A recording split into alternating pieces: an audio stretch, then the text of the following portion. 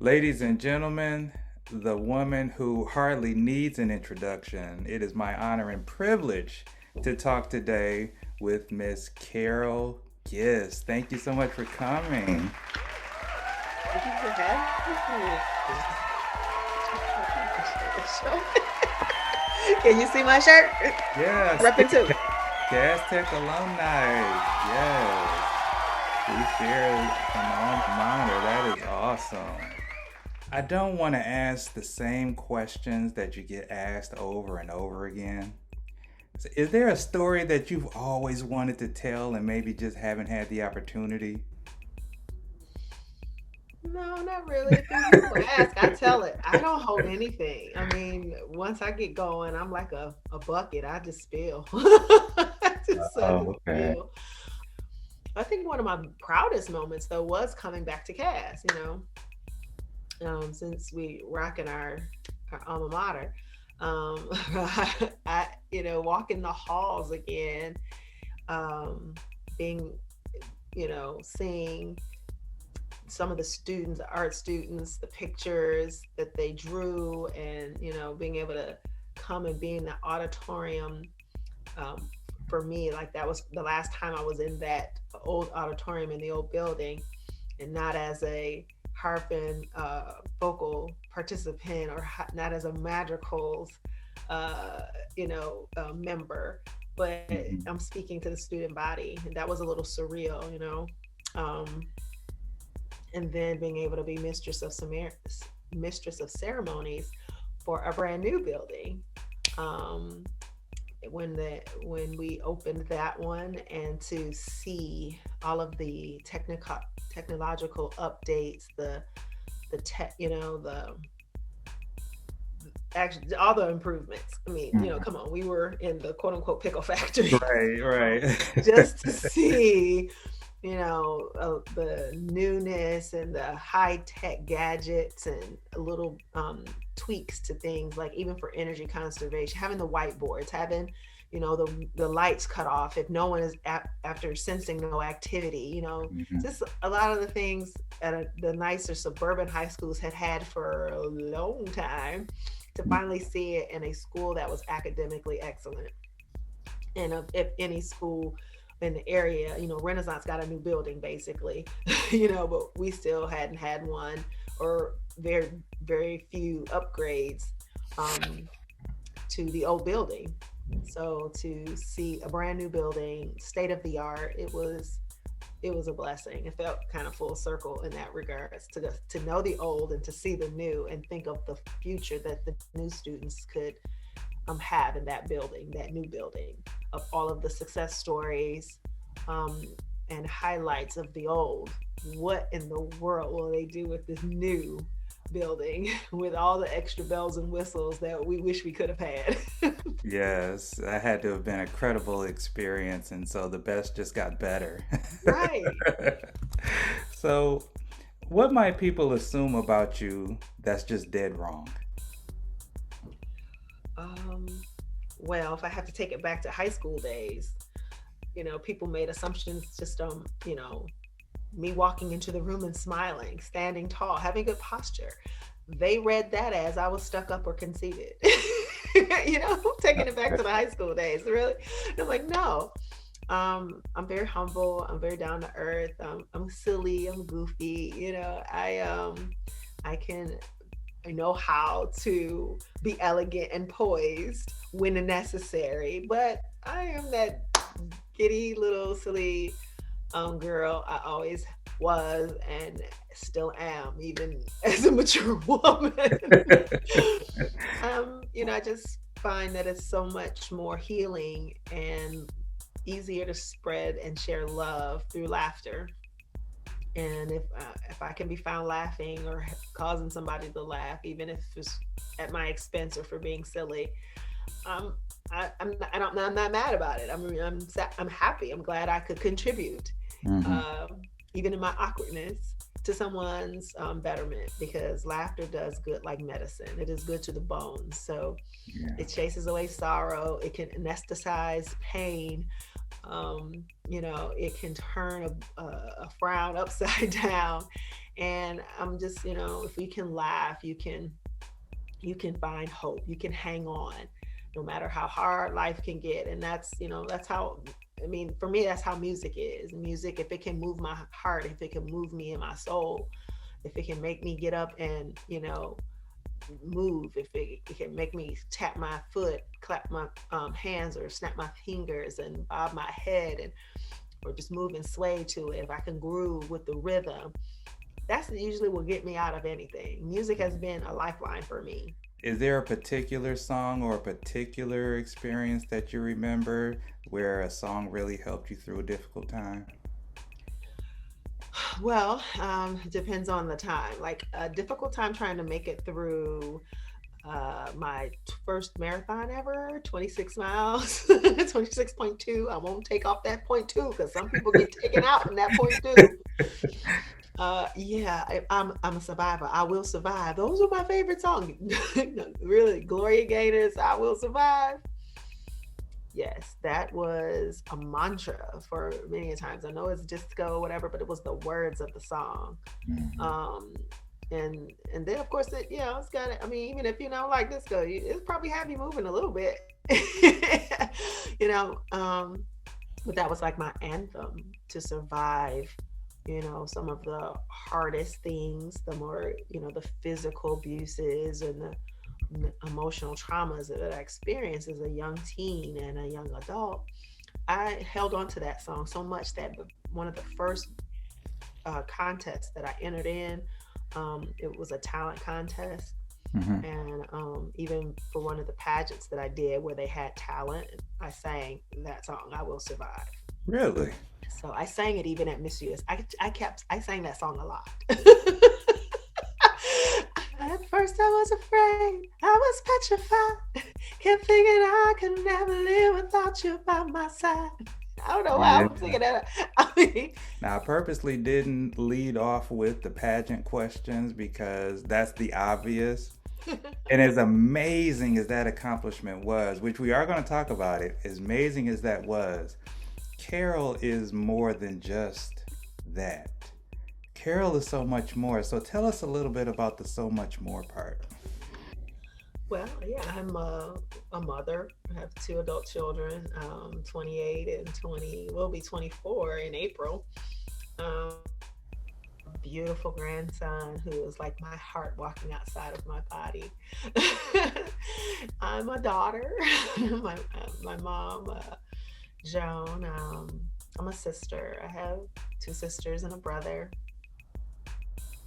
I'm an aunt, of course, to six, because each of my siblings each have two, a boy and a girl, just like I do. So I all of that. Plus, I am a fitness professional full time. I started Royal Physique Fitness and was helping to not just pageant coaching, but I was helping to transform people's lives through their health and their fitness. And what was that name again? Royal Physique Fitness. Royal Physique Fitness. Okay. I used to say, everyone deserves to feel like a king or a queen. So, well, train with me to feel like a king or queen. So it Mhm. was something, my little slogan like So that. with all of those roles that you mentioned, the phone lines are blowing up. I'm talking like I'm traditional radio here. The phone lines are blowing up. My male listeners want to know, is there a love story in there anywhere? Well, no. I mean, right now, no. I am single. There have been a few loved interests. I should say, actually, it was really only one. And since my husband, when we split apart, went our different ways, and I think that was my like really first heartbreak. When I fell in love, I mean, it was different than the first time. And I even had to question, was like, is this what it's really supposed to feel like? So when that ended, I was devastated. And I thought, well, maybe this is just not for me. But in my heart of hearts, I would love to do life with, have a partner to do life with, and, you know, make happy memories for the better latter half of my life. But since we're on the subject, What's the wrong way to approach you? It was funny. I would have one like, "Can I get those digits?" And I was like, "Excuse me, that's definitely not how you're going to approach a young lady." So I'm like, the mom in me has come out as he's trying to flirt with me. And I'm like, "No, that does no, that doesn't work." Okay, but especially at my age now, and I'm just like, games. What? No, no game playing.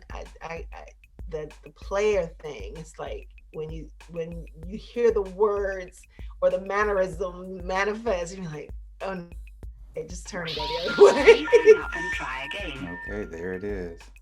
So, besides the fitness and the training, are you involved in any other passion projects? Ooh, archery. Oh, interesting. Archery, yes, that is my love. Getting ready to start the competition season, and I'm looking to, you know, do as well as I can. I do have kind of this burning desire, maybe to be an elite, competitive, high level competitor on the professional side, with sponsors and all that. And be the Wow. first one, be the first Miss USA that's a professional archer or something. I mean, I don't know. I don't mind being a first at something, you know? So I was like, man, I don't want that to be the only thing that I do that's the first. So I'm going to do something else. Right. Maybe that's the cast technician in me, but, you know, I want to do something else too. So let's go back now to 1990, first Black Miss USA, first from Michigan to win the title, first to break the Texas streak. What'd you do the next day? Stop, don't you? I'm just kidding. Oh, I know my alumni.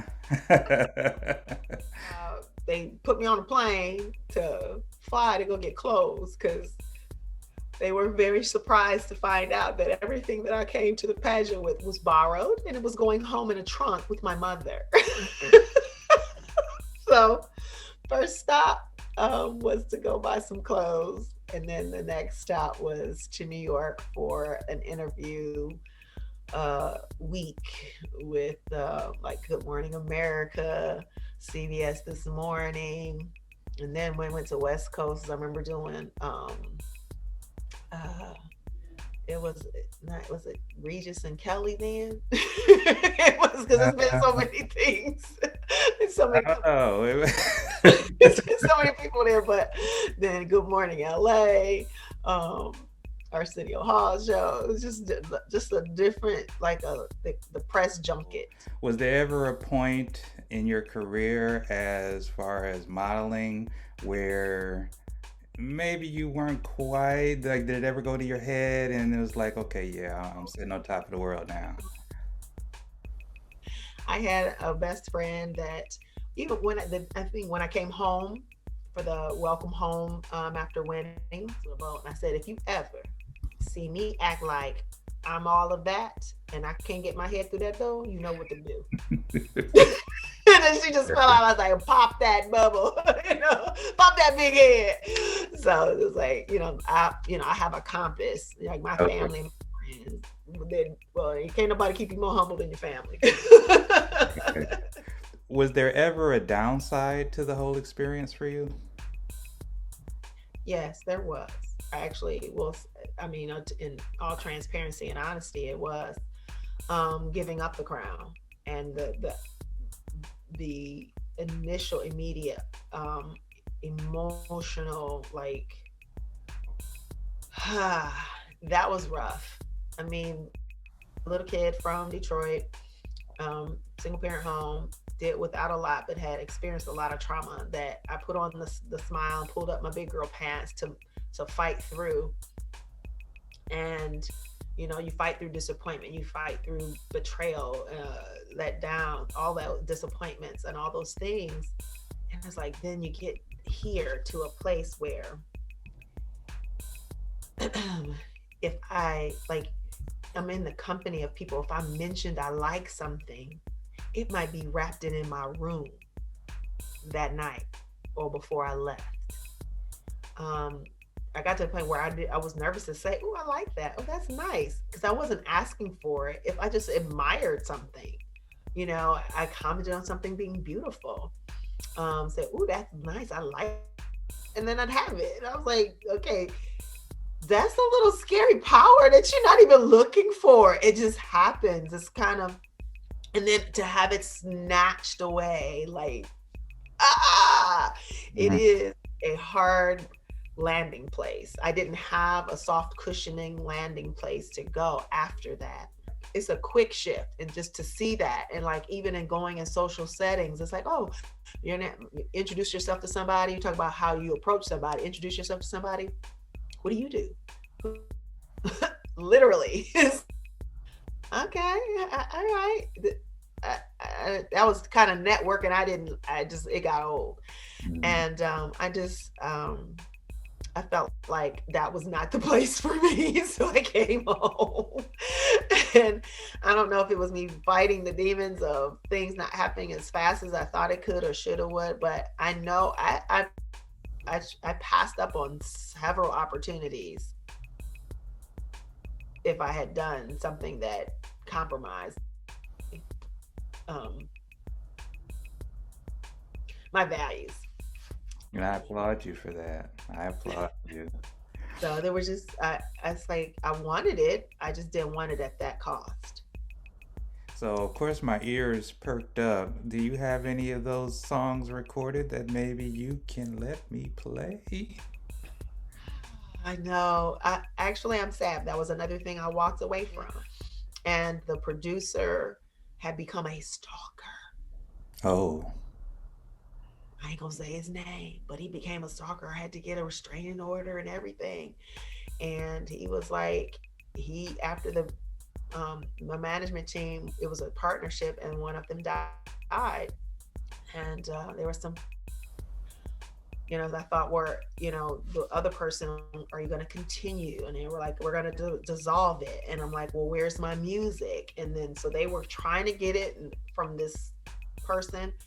And he claims it was destroyed. And he was, coming to me and saying, I have your stuff if you do this, this, and this. So, and then he was trying to um,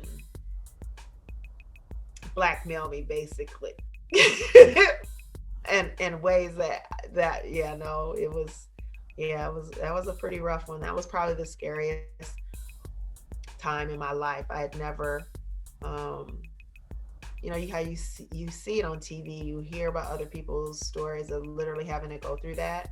I moved into a gated community that they had to call um, to make sure. And somehow he still managed to get in my complex and be hiding behind a bush, basically waiting for me when I was coming home. And I was like, okay, I can't feel safe anywhere. that's scary.